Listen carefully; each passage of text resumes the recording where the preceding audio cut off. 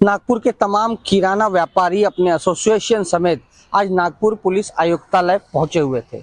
उनका साफ तौर पर कहना था कि पुलिस द्वारा की जा रही कार्रवाई जो है हर तरह से अनुचित है। वो बारदाना का कारोबार करते हैं, सूखे मेवे का काम करते हैं, साथ ही साथ अन्य जो पदार्थ है सूखे उससे संबंधित कारोबार वो करते हैं। लेकिन पुलिस का इन दिनों जो कारोबार उनके ऊपर छापेमारी लगातार हो रही है वो कहीं ना कहीं गलत है।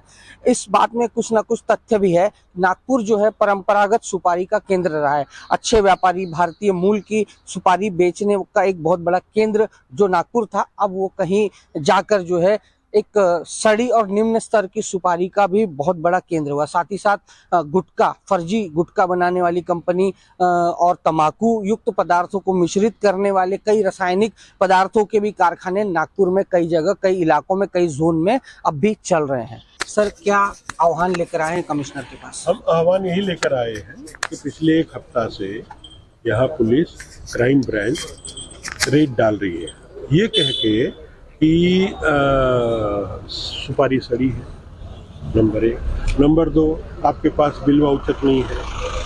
नंबर 3 कि हम इसका चेक करना चाहते हैं। करना तो चाहिए हमने, मगर ऐसा कुछ भी हमारी जानकारी में, हमारे एसोसिएशन में कि भैया ये बंदा ये ऐसा गलत काम कर रहा, अभी तक कुछ आया नहीं।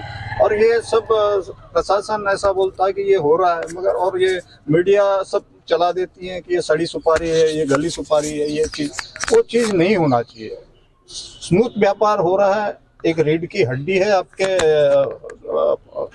अपने देश की, उससे क्यों तोड़ मरोड़ जा रहा है, कुछ समझ से पर। हमने साफ तौर पर उन परंपरागत अच्छे व्यापारियों से ये भी सवाल किया कि जो खराब काम कर रहे हैं, जो झूठे जीएसटी बिल बनाकर ट्रांसपोर्टेशन करते हैं, उनका क्या? उस पर जो है पुलिस की कार्रवाई कर रही है और पुलिस कार्रवाई कर रही है, बावजूद इसके एफडीए जो है कहीं ना कहीं शांत नजर आती है। एफडीए की कमी को अगर देखा जाए तो उस पदार्थ को जांचने के लिए जो लैब की आवश्यकता होनी चाहिए वो भी लैब की पूर्ति पूरी तरह से नहीं है। केवल एक लैब नागपुर में और पुणे और मुंबई में इस लैब की उपलब्धता है। उसके चलते भी एफडीए जो है कहीं ना कहीं इस पूरे मामले में लचर होता नजर आ रहा है। और दूसरी तरफ देखें तो वही सुपारी जो विदेशों से आती है, श्रीलंका, बर्मा, इंडोनेशिया से जो अवैध रास्ते से आती है, उस पर प्रोसेस करके बाजारों में भेजा जाता है। हजारों लाखों लोगों की जिंदगियों के साथ जिस सुपारी के चलते खिलवाड़ किया जा रहा है, उस पर छापेमारी जो है पुलिस की तरफ से किसी भी तरह गलत नहीं ठहराई जाती। इसी तरह के कारोबारों पर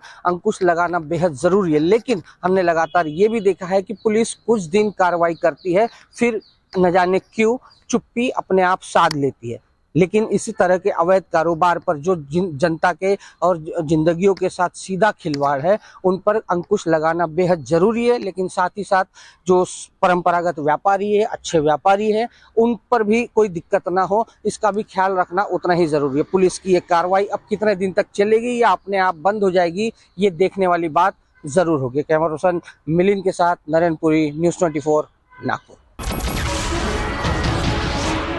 नमस्कार, मैं हूं मानक गुप्ता। अगर आपको हमारा ये वीडियो पसंद आया हो तो इसे लाइक और शेयर जरूर करें। और हां, हमें सब्सक्राइब और फॉलो करना ना भूलें ताकि आप देश और दुनिया की कोई खबर मिस ना करें। तो जुड़े रहिए हमारे साथ और देखते रहिए न्यूज़ 24।